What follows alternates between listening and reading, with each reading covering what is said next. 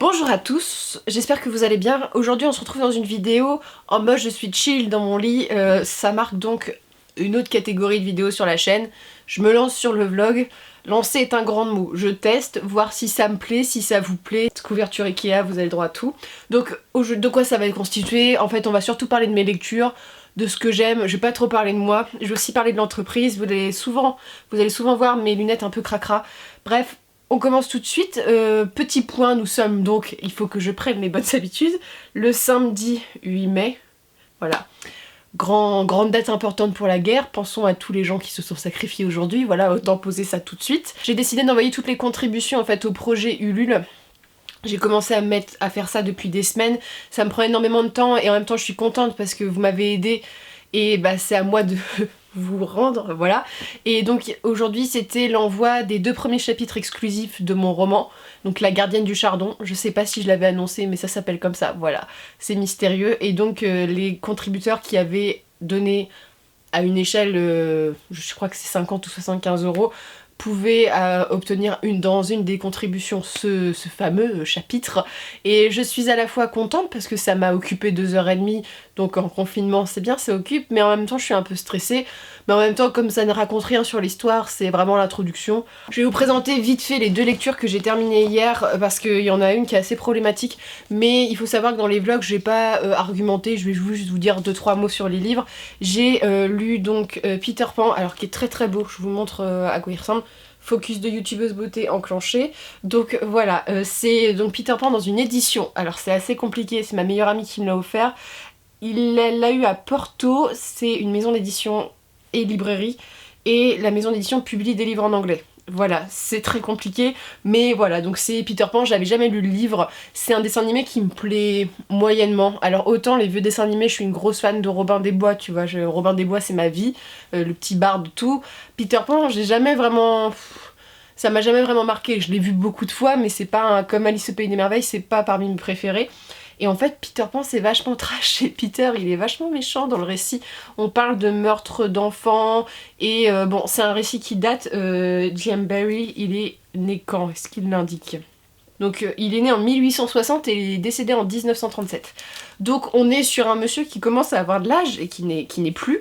Et donc les thématiques, on parle de la maternité, la seule fille dans le livre est forcée d'être un peu la maman de tout le monde, mais ça reste un classique. En anglais, j'avais un peu peur du classique, mais je trouve que c'est extrêmement accessible. En même temps, je lis beaucoup en anglais en ce moment, alors peut-être que la lumière de l'anglais m'est tombée sur le visage et que maintenant je sais bien lire en anglais, mais voilà, je l'ai trouvé facile à lire pour un classique par rapport à Tolkien par exemple. Je compare à peu près, mais Tolkien j'ai trouvé tout ça beaucoup plus difficile, même ses livres pour enfants.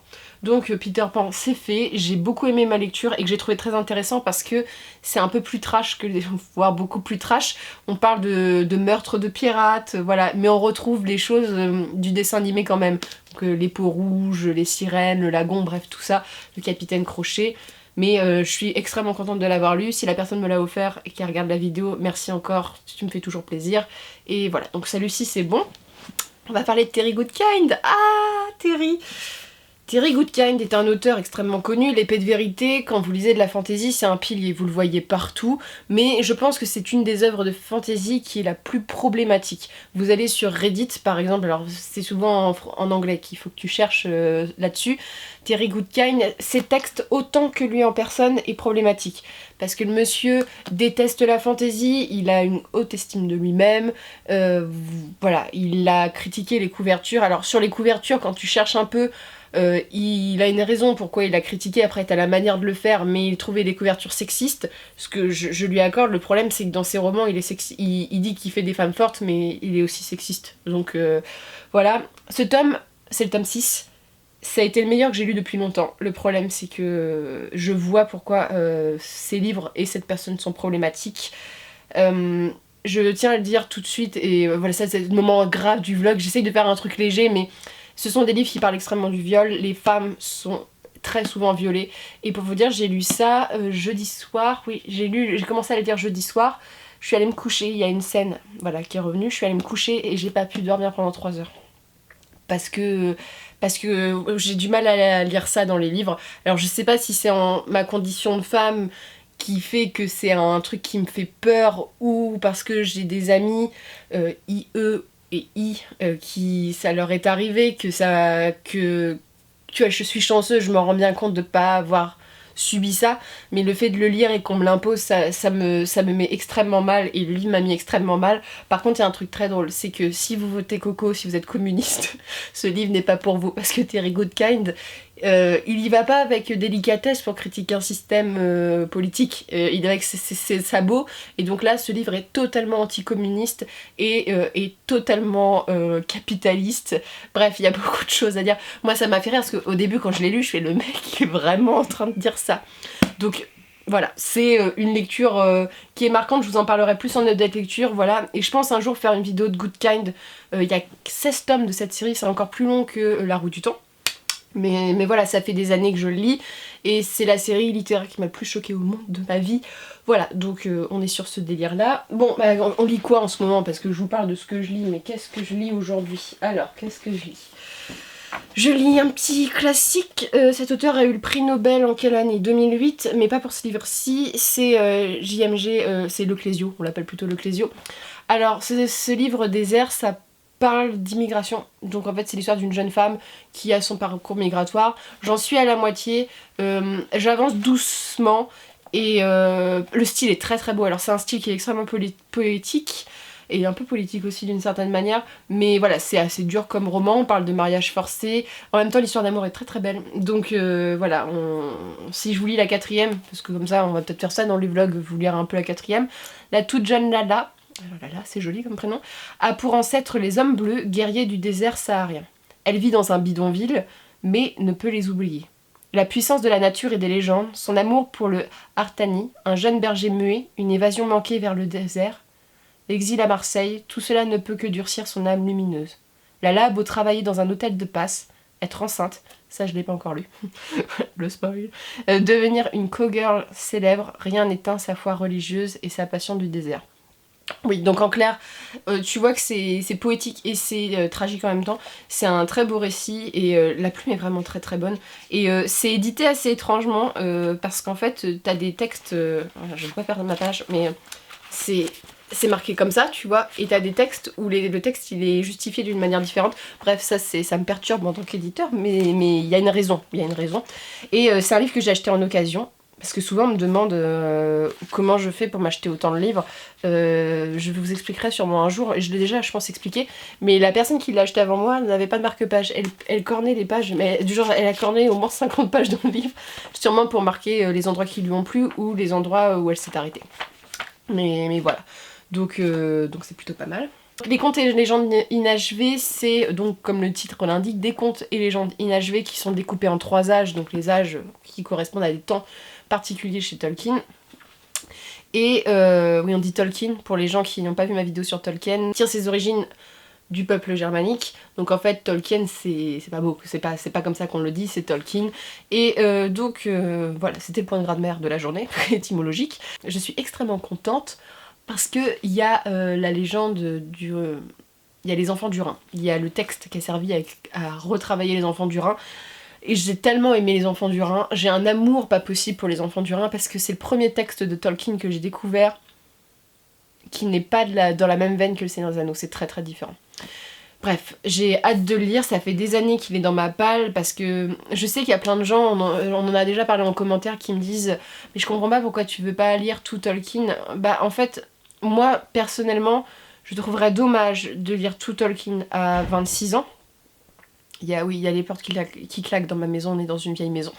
donc voilà, pour moi ça serait dommage parce que j'aime pas tellement relire mes livres, que c'est pas dans ma nature, j'ai tellement de choses à lire, et que Tolkien, un jour, il n'y aura plus de texte. Et en fait, ce qui me fait peur en ce moment le plus, c'est que comme Christopher, son fils, est décédé il y a peu, c'est Christopher qui s'est occupé beaucoup de l'édition de Tolkien de nos jours, qui a réuni les textes, c'est lui qui a fait le gros travail sur Silmarillion, mais Christopher, en fait, on n'en parle pas assez, mais son père était un génie, mais lui aussi, c'est un génie. Sans lui, on n'aurait pas tout ça, c'est un travail tellement important.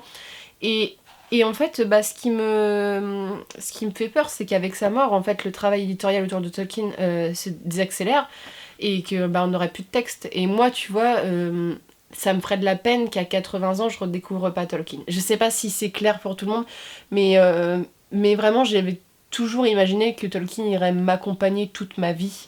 Et voilà, c'est pour ça que j'en lis pas souvent, et même si je sais que je relirai le Silmarillion parce que voilà, je l'ai lu qu'une seule fois et qu'il faudra relire, et que le Seigneur des Anneaux je le relirai. Le truc c'est que voilà, mon amour pour Tolkien est tellement... ça a tellement été fondateur de mon goût pour la littérature aussi, que ça me fait peur. Voilà, on est sur la confession aujourd'hui, ça me fait peur. Donc voilà, on est là-dessus. Là je vais un peu me détendre, je vais lire. Comme je fais ces premiers vlogs, j'ai l'impression que je vais parler pendant 20 ans. Mais je vais vous poser des questions immédiatement, comme ça en commentaire vous me répondez. Si ça vous tente que je continue les vlogs, bien sûr. Question. Si vous aimez pas, n'hésitez pas à le dire. Voilà, parce que faut pas... on le dit, on ne se cache pas, on le dit. Ensuite, si une vidéo vous intéresse en particulier, parce que j'ai notamment une idée à la fin du confinement, donc pour bientôt, de faire une vidéo sur toutes les découvertes un peu culturelles que j'ai fait. Un peu, voilà, j'ai appris beaucoup de choses, j'ai regardé beaucoup de séries, et j'ai eu un instinct, j'ai aimé énormément de séries, de reportages.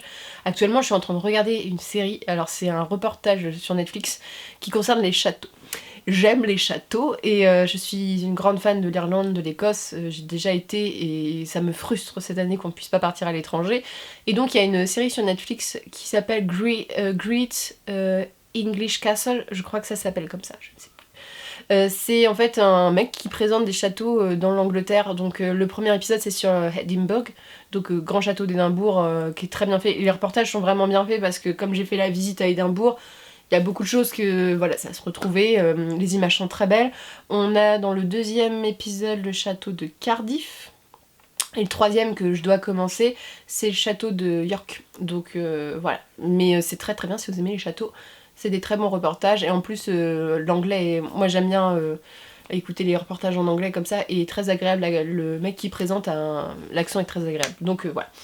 Bon, c'en est tout, je vais lire, et puis je vous retrouve je sais pas quand, je ne sais pas où, mais l'exclusivité, la plupart des vidéos seront tournées dans ma chambre parce que je préfère ne pas montrer autre chose de ma maison, parce que c'est pas chez moi, voilà, je vis encore chez mes parents, le Tanguy est présent, vous voyez, mais voilà, donc, et ça sera sûrement exclusivement dans ce plan-là, parce que ma chambre est à composer à 90% de bibliothèque.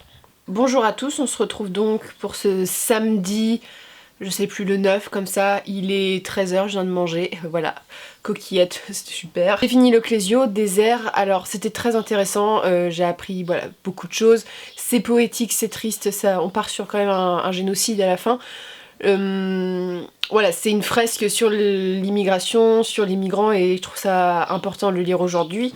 Après, moi j'ai pas vécu personnellement ça, donc je ne sais pas si ça retranscrit parfaitement ce que vivent les migrants au quotidien, mais c'est un livre très intéressant. J'ai avancé dans Les Contes inachevés, donc j'en suis à la page 240.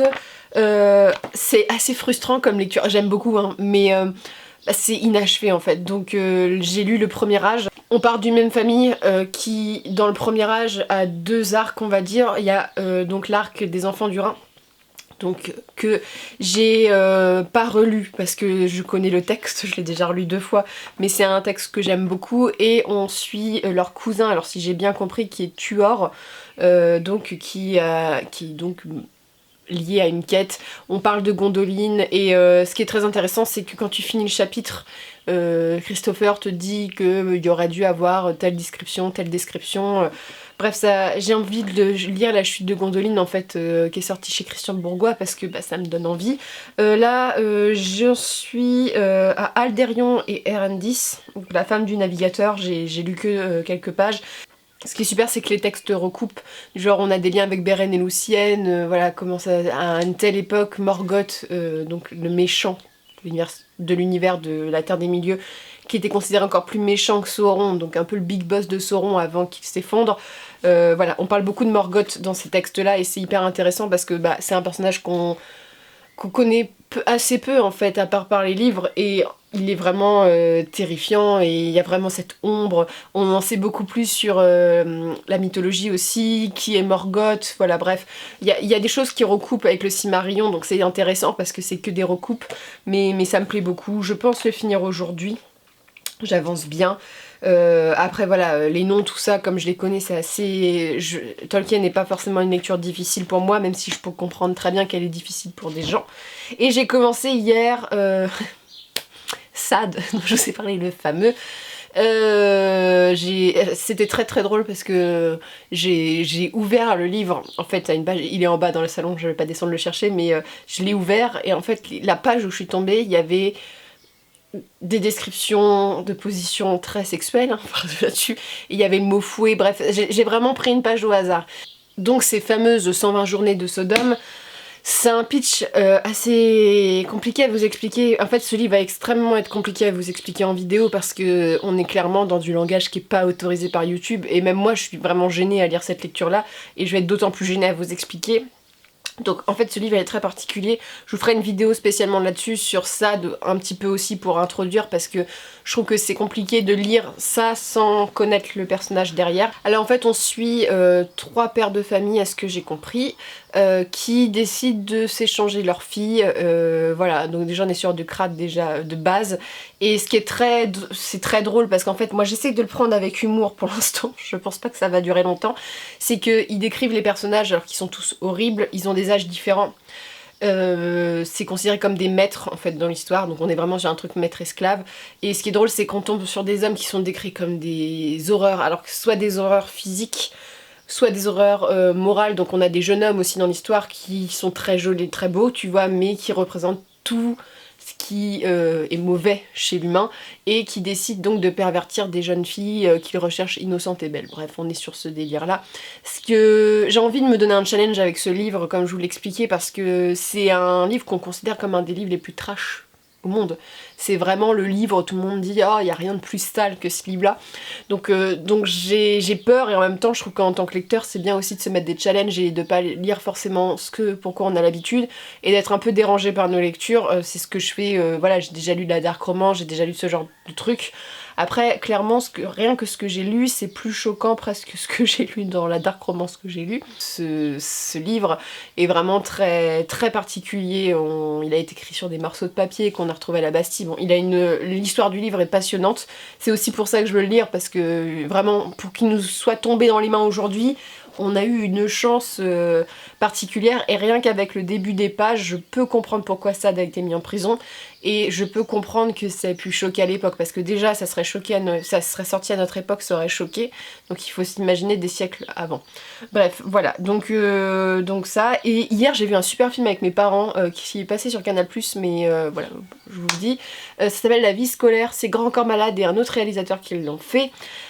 C'était génial, franchement j'ai pleuré, j'ai ri, j'ai beaucoup ri dans ce film là. En fait ça se passe en Seine-Saint-Denis. On suit l'histoire d'une CPE qui rentre dans un collège, donc qui fait sa rentrée dans un collège alors qu'elle habite dans le Roussillon, voilà, elle n'a pas du tout l'habitude des ZEP, notamment la Seine-Saint-Denis. Et à côté vous suivez donc des élèves et notamment un jeune homme dont le père est en prison et qui est très malin. Et c'est un film que j'ai beaucoup aimé parce qu'on a ces deux personnages qui vont se rassembler. C'est un film qui a la particularité d'être extrêmement drôle, les blagues sont très recherchées, c'est pas poussé dans les clichés. Et c'est ce que j'ai aimé dans le sens que j'ai trouvé que ça retranscrivait bien la banlieue. Alors je suis née à la campagne, par contre j'ai fait 2 ans d'études et dans mes 2 ans d'études j'ai vécu en banlieue. Donc en fait je vois à peu près ce qu'est la banlieue dans le sens parisienne, j'étais pas loin de la Seine-Saint-Denis, j'étais juste à côté. Et en fait j'ai trouvé ça très bien parce qu'on a toujours l'image des banlieues, voilà, la télé rend vraiment les banlieues horribles. Alors certes il y a des choses horribles et que c'est pas la joie et qu'il y a véritablement des problèmes en banlieue. Le truc c'est qu'il faut arrêter de faire passer ces gens pour des horreurs quoi. Et le film est vraiment, il présente la banlieue mais il met pas de jugement. Et c'est ce que j'ai aimé, il présente vraiment un reflet de la banlieue que j'ai trouvé. Je me suis vraiment retrouvée dans ce que j'ai pu observer pendant mes 2 ans de vie en banlieue. C'est vrai que c'était touchant, c'était drôle. Et voilà, ça parle aussi du racisme et c'est bien fait. Donc c'était hyper intéressant. Voilà, franchement c'est un film qui est très très drôle, les acteurs ont vraiment très bien joué. Et ça représente bien la vie de prof et la vie d'élève, aussi les problèmes. Tu vois, je vous dis que ça représente bien la banlieue, mais ça représente aussi les torts. Hein. C'est pas un film à la gloire en disant la banlieue c'est génial, tout non. On parle bien des problèmes, que ce soit lié, il y a tout un truc sur l'école et l'avenir qui est hyper important, sur l'égalité des chances, sur les trafics de drogue qui sont présents. Et vraiment c'est hyper intéressant et vraiment Moi j'ai pas quitté l'école il y a si longtemps que ça. Voilà, j'étais au collège il y a même pas... Ouais, il y a 10 ans. Ouais, il y a 10 ans je quittais le collège. Donc ça fait pas... Voilà, j'ai encore beaucoup de souvenirs du collège. Et j'aurais vraiment retrouvé des trucs qui se passaient. Je trouvais qu'il était assez réaliste. Et il y a des thématiques qui m'ont beaucoup plu. Notamment, il y a un prof qui est dans le film. Et je trouve qu'il représente bien... Il y a tout type de profs. Et notamment, il y en a un qui est horrible, moi, à mon sens, dans le film. Et je me suis vraiment retrouvée... Il y a eu des situations... Alors même moi qui ai été dans un collège... vraiment où il y avait de l'argent, un lycée où il y avait de l'argent, nous on était les campagnards, mais voilà, mon lycée de secteur, il y a beaucoup de fric de ce côté, pas loin. Donc voilà, moi j'ai baigné dans ce truc là et je l'ai plutôt mal vécu, faut dire ce qui est. Et tu vis quand même ces situations, tu vois, il n'y a pas banlieue ou banlieue, le film il parle à tout le monde, il est universel. Aujourd'hui qu'est-ce que je vais faire? Je ne sais point, je vais continuer à lire Tolkien.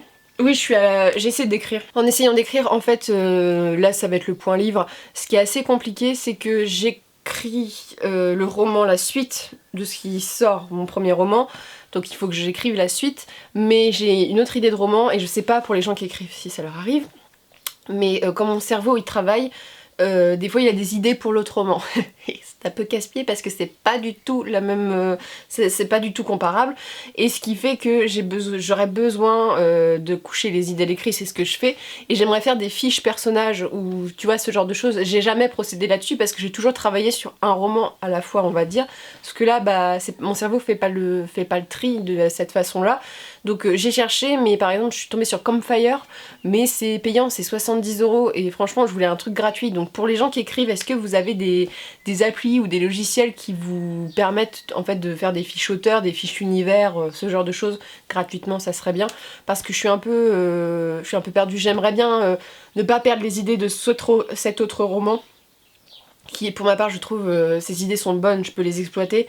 Ça serait con de les perdre pour l'autre roman quoi. Donc voilà, on est sur ce genre de problématique. Je sais pas si je vais écrire ou pas, hier j'ai essayé, j'ai pas vraiment réussi. C'est bizarre, j'ai un peu pas un blocage, mais tant que le livre n'est pas sorti, en fait, j'ai du mal à écrire la suite. Parce que comme je rebosse sans cesse sur le premier tome, j'ai du mal à tourner la page, même vis-à-vis des personnages, parce que comme dans toute histoire, ton personnage part d'un point A et arrive à un point B. Et notamment dans le premier tome, mon personnage change énorme, il a une évolution énorme dans sa vie. Ce qui fait que c'est plus du tout le même personnage qu'au début. Et quand je retravaille ce personnage, voilà, quand je relis les passages du début et quand je dois écrire la suite, en fait, je peux pas me permettre de faire ça parce que bah, les personnages sont pas ils ont tellement évolué que ça n'a rien à voir. Donc voilà, je suis en train de penser à écrire d'autres personnages et j'ai eu une réflexion parce que c'est vrai que je me suis mis, et ça je pense que c'est bête, mais j'imagine, tu vois, ça fait longtemps que j'imagine la suite et ce qui est je me fixais comme objectif de mettre forcément mes personnages principaux avec forcément qu'ils soient en couple, tu vois. J'avais cette idée là en disant oui voilà, faudrait peut-être que... Et en fait plus j'y pense, il y a un personnage, moins j'ai envie qu'il finisse avec quelqu'un, tu vois, moins ça me paraît logique. Dans ma tête c'est pas clair en fait, je n'arrive pas à voir la personne avec qui il pourrait finir et voilà. Donc j'ai lu un commentaire, je crois que c'est sous une de mes vidéos, hein, parce que j'ai regardé beaucoup de vidéos YouTube qui indiquaient qu'ils en avaient marre comme cliché d'avoir toujours les personnages principaux qui finissent en couple. C'est un truc sur Cassandra Clare, voilà ça me remonte, c'est sur The Immortal Instrument, il y a quelqu'un qui m'a laissé un commentaire là-dessus et je me suis dit bah oui en fait t'es pas obligé, je sais pas. Et dans la littérature c'est toujours le cas en fait, tout le monde finit avec tout le monde, souvent que bah, c'est perturbant, mais voilà, comme ça fait partie quand même de mes personnages principaux, bah en fait j'ai décidé que non, et en fait ça me débloque vraiment l'histoire parce que j'ai trouvé que ça me bloquait l'histoire et que c'était pas logique, tu vois, il y avait vraiment un souci de logique avec ce personnage là, donc voilà, Merci pour vos commentaires parce que mine de rien bah, ça influence quand même un petit peu ma vision des choses, c'est bien, ça apporte des choses. Et sur ce, bah, je vais vous laisser. Bonjour à tous, on est lundi, j'ai pas filmé hier, j'ai lu et puis je me suis occupée, j'ai un peu zappé on va dire. Aujourd'hui, qu'est-ce que j'ai fait ce matin? Il est à peu près 10 h, j'ai pas de montre mais normalement il est à peu près 10 h. Ce matin j'ai fait de l'administratif, donc je reviens pour les gens qui connaissent pas à remplir des documents un peu comme ça pour en fait déclarer la société.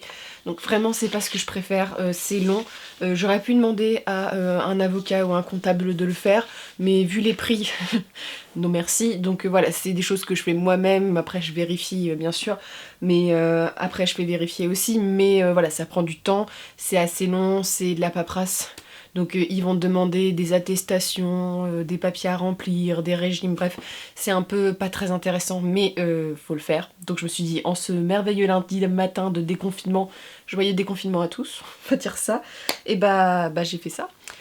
Sinon, qu'est-ce que j'ai lu, qu'est-ce que j'ai fait, j'ai la flemme d'aller chercher, mais je vais le faire quand même.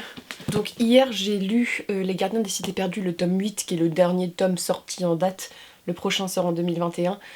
C'était bien, mais le problème c'est que je reproche toujours la même chose à Channel Messenger. Elle fait des bons débuts, les 200 premières pages sont passionnantes, les 200 dernières sont passionnantes, et le milieu, ça rame, ça rame. Et donc voilà, c'était pas ennuyant, je l'ai lu en une journée, il fait 700 pages. Après ces 700 pages, j'écris très gros. Le truc c'est que cette série en fait, je le reproche pas parce que je le comprends parfaitement. L'auteur, je pense qu'elle a peur en fait de ne pas connaître le succès avec d'autres séries. Voilà, elle a connu moins de succès, elle a écrit d'autres choses et ça a moins marché. Et je pense qu'en fait le fait qu'elle a peur de pas vivre de son métier fait qu'elle étire sa série, mais c'est même plus étiré. Là c'est vraiment, on a 8 tomes et il n'y a pas tellement de choses qui se passent, alors que c'est un univers que j'aime beaucoup, qui parle d'elfes, la jeune Sophie qui va dans le monde des elfes et elle est un peu ce qu'on appelle le colibri, je vous laisse savoir pourquoi, mais elle est hyper intéressante, les personnages sont hyper intéressants. Le problème c'est que les intrigues s'étirent. Là, dans ce 8e tome, on revient à qui sont les parents de Sophie. Des questions qui étaient déjà posées dans les 2-3 tomes auparavant, dans les premiers tomes, qu'on dit et qu'on trouve jamais en fait. C'est toujours un peu les mêmes questionnements. Ça avance un peu, et en fait là ce qui m'a gênée, et en fait je pense que clairement ce livre est presque plus adressé à de la jeunesse qu'à de la young adulte, malgré le fait que les personnages vieillissent comme Harry Potter. J'ai pas l'impression que l'intrigue elle se dirige plus vers les adultes. Les romans sont assez simplistes, c'est très niais. Après quand tu vois la cible, quand tu vois qui il est Shannon Messenger, je comprends, genre je suis pas la cible, mais j'aurais voulu un peu qu'elle étoffe ses univers. Et clairement, elle le dit à la fin qu'elle avait galéré pour écrire celui-ci dans les temps. Il y a de l'orage. Donc dans les temps, donc voilà. Le problème, je pense que c'est une autrice qui est en train de se perdre un peu dans son univers. Et malgré tout, c'est intéressant, je vous recommande ses livres. Celui-ci était 15 fois plus intéressant que celui d'avant. 8 tomes dans une série, c'est énorme. C'est Harry Potter. Vous vous rendez compte qu'Harry Potter fait 7 tomes. Et j'ai l'impression que dans Harry Potter, on a avancé, mais 50 fois plus. Je le compare à Harry Potter pour une bonne raison, vous allez dire mais c'est pas bien de comparer. Quand il est sorti, ça a été comparé par les journaux par Harry Potter. Même maintenant, il y a plein de gens qui disent que c'est le nouveau Harry Potter pour les enfants. Donc je me permets de faire la comparaison à cause de ça. Mais pour moi, c'est clairement pas légal et que ça a pas eu la tournure qu'après Harry Potter se fait que quand tu vieillis, c'est quelque chose de sombre. Et là, en fait, c'est vraiment resté enfantin. Donc sur cette lecture qui était assez enfantine mais dont j'ai beaucoup aimé le contenu, j'ai commencé un livre. Alors vous allez tous, vous allez sûrement vous exciter le slip quand je vais le dire, parce que je pense que cet auteur, on me le recommande au moins 3 ou 4 fois par semaine, voire plus. Donc en fait j'avais pas envie de le lire par principe, parce que quand on me rabâche les oreilles, et il y a des gens très sympas qui me disent ah ça serait sympa que tu le lises, voilà, le livre ouvert l'adore, mais j'ai aussi reçu des messages en disant oui tu te prétends lire de la fantasy et t'as pas lu Sanderson. Voilà, donc j'ai vraiment eu un problème avec cet auteur, et ce qui fait que j'en attends énormément. Je crois que je n'ai jamais attendu autant d'un auteur que de Sanderson. Donc j'ai commencé Fils des Brumes en fait, que j'avais eu en occasion dans ma palle. Je me suis rendu compte que je crois que j'ai Warbreaker dans les livres que je devais vendre. J'avais pas vu que c'était Brandon Sanderson, donc je vais aller dans mon grenier le récupérer. Alors, j'en suis là, j'en suis à un peu plus de la moitié. C'est un très très bon livre de fantasy. Je l'accorde, c'est vraiment très bien. J'ai lu 500 pages en une journée hier, alors que j'ai fait d'autres choses. Donc non, j'ai vraiment été dedans. Je reconnais les qualités du livre dans le genre, c'est hyper original. Comment est construite la magie est hyper bien pensé. Les personnages sont très bons, l'intrigue est bonne. mais quand on me dit que c'est le meilleur auteur de fantasy, je pense que il y a beaucoup de gens qui ont lu Sanderson, et je le vois parce que je vois les vidéos, je vois les avis, ou même les gens me le disent, comme étant un des premiers auteurs de fantasy qu'ils lisent. Donc en fait, ils n'ont jamais lu vraiment de fantasy adulte ou abouti avant. Ils n'ont jamais lu Tolkien ou des auteurs comme ça avant. Et en fait, moi je le classe dans ces auteurs comme Tolkien, comme R. Martin, comme Bicou, comme Lawrence, comme plein quoi, des grands auteurs de fantasy. Il fait partie des grands auteurs de fantasy parce que c'est excellent, mais vraiment c'est excellent. Le problème c'est que pour moi, tout le monde me dit c'est sa saga préférée, pour moi ça ne l'est pas. Simplement, j'adore Fils des Brumes, il y a un petit bémol et j'espère que ça va augmenter, j'espère que ça va se corriger et ça ne l'est pas autant, c'est-à-dire ce cliché n'est pas exploité autant que dans certains livres. Je trouve que le personnage de Vin, alors elle s'appelle Vin, ça m'a perturbée au début parce que ça me donne soif. Donc le personnage de Vin, en fait, elle est ce qu'on appelle une Marissou, on va dire en littérature, en plot. C'est-à-dire que c'est un personnage en fait comme Rey dans Star Wars où elle est badass dans tout, elle est forte dans tout, elle est réussie dans tout. En fait, cette fille, elle vient ni de la noblesse, elle a jamais utilisé ses pouvoirs. Et en même pas 2 mois, elle sait servir super facilement de ses pouvoirs, même le personnage principal le souligne, elle est hyper douée, et elle va dans une société de nobles alors qu'elle n'a pas du tout les codes et elle attire presque le prince, tu vois, un des héritiers d'une grande famille. Bref, c'est un peu le personnage parfait dans ça, et en fait Sanderson en fait une fausse Marissou, et heureusement parce que je pense que j'aurais pas du tout aimé le livre, et j'aurais vraiment dit que c'était cliché pour ça. C'est-à-dire que le personnage a des défauts, et voilà, heureusement. Mais le fait qu'elle réussisse tout, on va dire, qu'elle les soit hyper forte dans tout ce qu'elle fait. Le seul fait que ce personnage, je le trouve intéressant, c'est qu'en fait, ce personnage de Vin, elle est angoissée, elle est paranoïaque, et ça en fait la force de ce personnage, et ça contrebalance, en fait, le plot de Marissou, mais on a évité la catastrophe. Au début, quand je lisais, j'ai fait, mais mon Dieu, elle réussit tout, quoi. C'est vraiment... En plus, le plot de Marissou, c'est quelque chose qui est vraiment chassé en fantasy en ce moment. Et voilà, donc c'est un excellent livre. C'est franchement un des meilleurs livres que j'ai lu cette année. Voilà, j'ai pas fini de le lire, mais j'aime beaucoup les relations qui s'installent entre les personnages, et le statut de la femme aussi. J'aime bien comment Sanderson traite ses personnages féminins.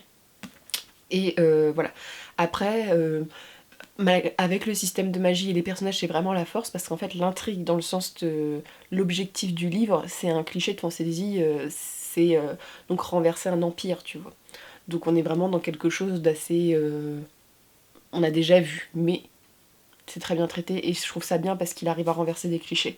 Donc très bon auteur, la plume est très bonne. Après c'est une traduction, par contre ces couvertures, moi c'est pas possible. C'est pas possible. Je trouve que Sanderson a vraiment été, pas humilié, mais je trouve que les couvertures françaises de Sanderson, pas les images, genre les visuels sont très beaux, mais genre les polices, comment c'est fait, j'aime pas du tout. Je trouve que ça rend vraiment pas hommage à la qualité littéraire, et les couvertures anglaises et américaines sont vraiment beaucoup plus belles. Donc voilà, simplement dommage, mais je trouve l'univers très bon. Et là, le confinement est fini, je vais regarder si on peut acheter des livres, et je vais essayer de me rendre dans une petite librairie cette semaine. Je vais pas aller sur Rouen parce que voilà, je suis asthmatique, hein, on va pas prendre de risques, mais je vais essayer de voir si dans une petite librairie, si je peux pas acheter 2-3 livres, histoire de vraiment soutenir les librairies indépendantes, acheter quelques livres, pas sur Amazon, mais peut-être sur Gilbert Joseph, et de l'occasion. Mais voilà, je vais me procurer la suite parce que je sais que déjà ce livre est presque un coup de cœur, j'ai hâte de lire la suite. Je suis sur un cadre un peu improbable, je suis pas dans ma chambre, je squatte une pièce un peu bordélique. Si je n'avais pas aimé Sanderson, je me serais posé beaucoup de questions parce que c'est un auteur qui est quand même pilier, et je me suis dit si j'aime pas, déjà de 1 ça m'aurait remis en question, et de 2 j'aurais eu des vagues de haine et j'avais pas vraiment envie de ça. Mais je dois reconnaître que je l'adore, mais je suis pas non plus emballée comme certains sont emballés. Donc voilà, vous avez un avis qui est plutôt dans la globalité, mais pour moi c'est pas un ouvrage qui est parfait comme j'ai entendu. Il y a quand même des défauts, et dans tout ouvrage a des défauts de toute façon. Et voilà. Donc je pense qu'on va arrêter le vlog ici. C'était une expérience assez étrange. Je sais pas si j'ai Je verrai au montage si ça rend bien. Je sais pas si j'ai vraiment... Je pense que j'ai aimé l'expérience, voilà, il faut le temps que je digère, mais c'est un autre format, voilà. En même temps, moi j'aime pas trop parler de ma vie en général, autrement que par la littérature, donc ça sera pas des vlogs intimistes comme certaines personnes le font, mais ça sera plutôt sur mes lectures, sur ce que je regarde, bref, un peu des conseils... plutôt culturel. Et bah sur ce, j'espère que ça vous a plu. N'hésitez pas à me dire ce que vous pensez de Sanderson par exemple, et notamment si des gens n'aiment pas Sanderson, parce que j'entends que des avis, je n'ai jamais vu un avis négatif sur Sanderson et je trouve ça un peu bizarre. Je vous souhaite un très bon déconfinement. Pour ceux qui sont encore là, c'est parce qu'on est déconfiné que c'est la fête du slip. Il faut penser à tous ces médecins, ces infirmières qui se battent et qui continuent à mettre leur vie en danger. Voilà, il y a des règles à respecter. Voilà, la maladie elle est encore là, le virus il est encore là. Voilà, quand je me balade sur Facebook, j'ai certains de mes amis qui sont partis faire des grosses stuff, tout ça, je crois qu'ils ont pas compris qu'en fait le virus il tue quoi. Donc qu'il est encore là et que c'est pas parce que c'est la fin du confinement qu'on est en sécurité. Donc voilà, je vous souhaite de prendre bien soin de vous, voilà, de vos proches, de bien mettre votre masque aussi. Et je vous souhaite particulièrement du courage à tous ceux qui doivent prendre les transports en commun. Parce que franchement c'est l'angoisse. Quand je me dis que si c'était arrivé l'année dernière, je pense que j'aurais fait des crises de panique horribles du fait de prendre les transports en commun dans ces situations-là. Donc je suis tout courage avec vous, notamment ceux d'entre vous qui habitent à Paris ou dans les grandes villes françaises. Et je vous souhaite une très belle journée.